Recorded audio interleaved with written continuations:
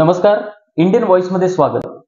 सुरुवातीलाच एक विनंती आहे, चॅनलला जर सबस्क्राईब केलं नसेल तर आत्ताच करा आणि सोबत खाली जे बेल आयकॉन बटन आहे ते सुद्धा प्रेस करा, जेणेकरून नवीन व्हिडिओ रिलीजचं आपोआप नोटिफिकेशन मिळेल.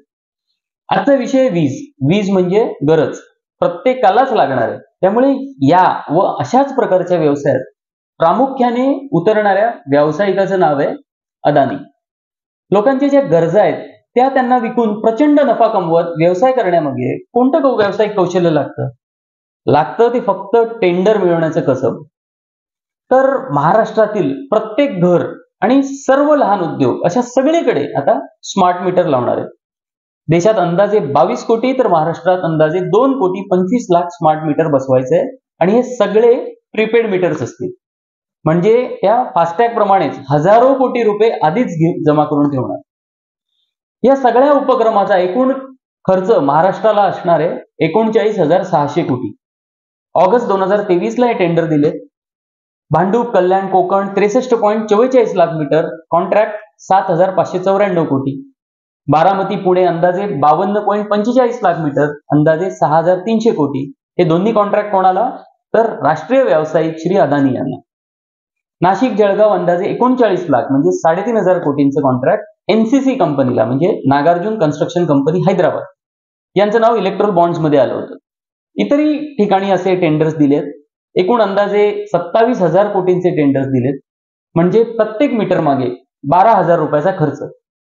यातही गंमत म्हणजे राष्ट्रीय उद्योजकाला फायदा व्हावा अशा रीतीने टेंडर बनवले गेले आणि काही ठिकाणी जे भरले होते टेंडर त्याच्यापेक्षा जास्त रकमेची जास्त किंमत मंजूर झाली.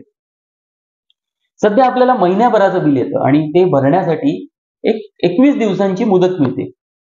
आता येणार प्रीपेड मीटर्स, म्हणजे क्रेडिट तर लांबची गोष्ट, आपण आधीच पैसे भरून ठेवायचे आणि त्यातून जशी वीज वापरणार तशी रक्कम वळती होणार. पण पैसे जमा करणारी कंपनी मात्र वीज वितरण कंपनीला क्रेडिट पिरियड घेऊन 3 महिन्यांनी पैसे देणार. म्हणजे 3 महिने ह्या पैशांचं रोलिंग करणार. शिवाय ऍप वरून आपल्याला बॅलन्स मेंटेन करायचं आहे. आजही बिलांशी संबंधित जर काही तक्रारी असतात तेव्हा तुम्ही वीज मंडळाच्या कार्यालयात जाता, तेव्हा आताही आधी बिल भरा म्हणून सांगितलं जातं. पण तसं असलं तरी निदान आपल्याला तक्रारी मांडता येतात, तिथे कोणीतरी समोर असतं. आता या नवीन पद्धतीने सगळं ऍप वरून होणार किंवा एखादा टोल फ्री नंबर असेल जो कदाचित कनेक्ट होण्यासाठी तासभर जाईल. काहीही तक्रार असेल तर दाद कुठे मागणार?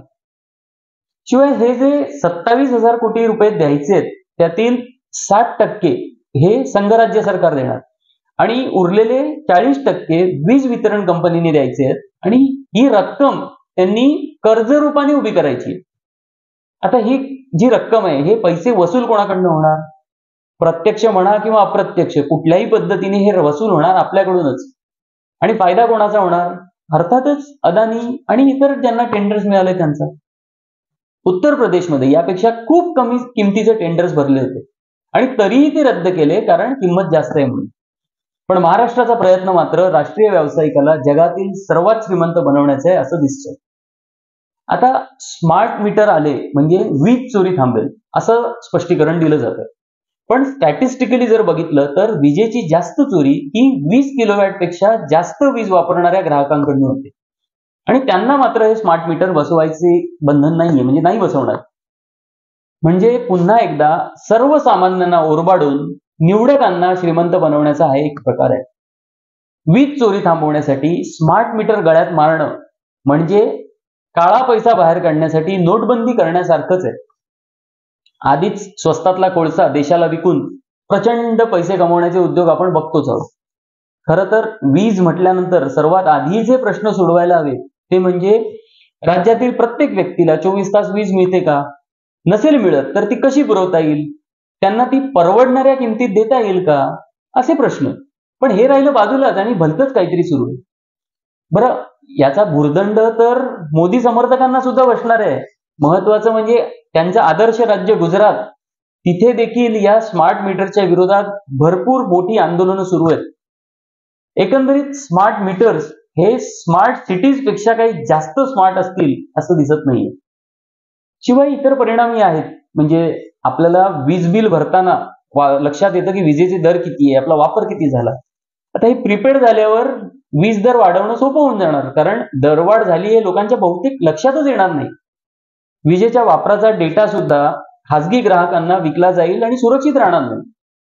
आणि जर का ही प्रीपेड सिस्टीम चांगली आहे म्हणता, तर मग अदानी सारख्या कंपनीकडे काम करणाऱ्या कर्मचाऱ्यांना आधीच पगार देऊन ते पगाराचे जेवढे तास काम केले तेवढे वळते करा आणि पुन्हा रिफिल करा, असं करतात का?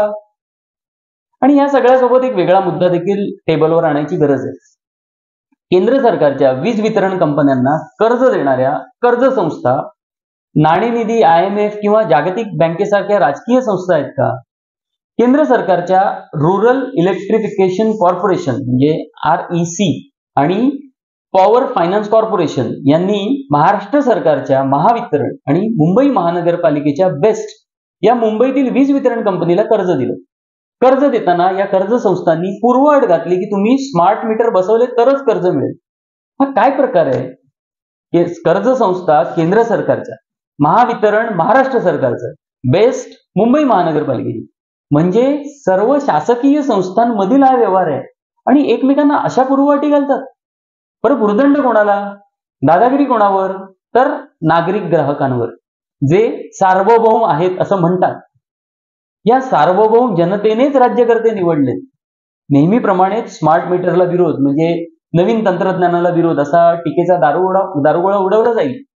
पण वीज ही शुद्ध कमोडिटी करण्याच्या प्रयत्नातील स्मार्ट मीटर हे फर्स्ट इन्स्ट्रुमेंट आहे, हे लक्षात घ्या. म्हणून वीज, स्मार्ट मीटर यांची राजकीय अर्थव्यवस्था समजून घेतली पाहिजे. त्यामुळे पक्ष, सरकार वगैरे बाजूला ठेवून नागरिकांच्या हक्कांचा हा विषय आहे हे समजून घेतलं पाहिजे.